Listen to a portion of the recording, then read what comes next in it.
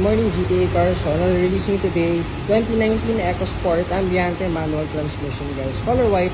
Ito yung new look natin, second gen EcoSport Povio. So, everything, all SOPs tapos na. Finishing touches yung mga detailing natin na ating final step. So, release natin to today. And shout out kina mama and kina sir. Bigay sa Mediator papuntang Nueva Ecija sa Cabanatuan, hindi ako nagkakamali. So ready na pa yun yung unit, SOP, yung mga TMS, engine, checking, cooling system, mga pangilalim, zero squeaking noise. Napakaganda ng unit na to. Brand new tires, so palit tayo 4 kasi expired na lahat and maninipis na. So para walang maging aberya sa daan, palit tayo ng bagong gulong. So lahat ko yan 4 and naka-LED na rin, headlights. Tapos may custom na fog lights dito, pogi. Dual color pa yan, yellow at white.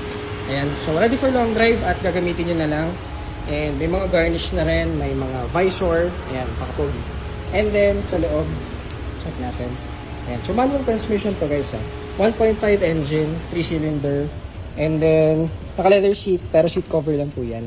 Ayan, may maunan pa. So maalaga din kasi yung previous owner na pinagkunan natin guys. Kita nyo, mga headliner, maayos lahat. Pero syempre, tapos na rin natin detailing. So, all stock naman, except din sa fog lights sa pinakagabit. Yan, so, Nueva Ecija bound at enjoy po kayo sa bago nyong unit. Ganda na ito. Ang tinakbo lang niya ay 53,000. Syempre, scan and check natin lahat yan. 53,000 original mileage, guys. So, yan, Nueva Ecija bound at ano lang pala to?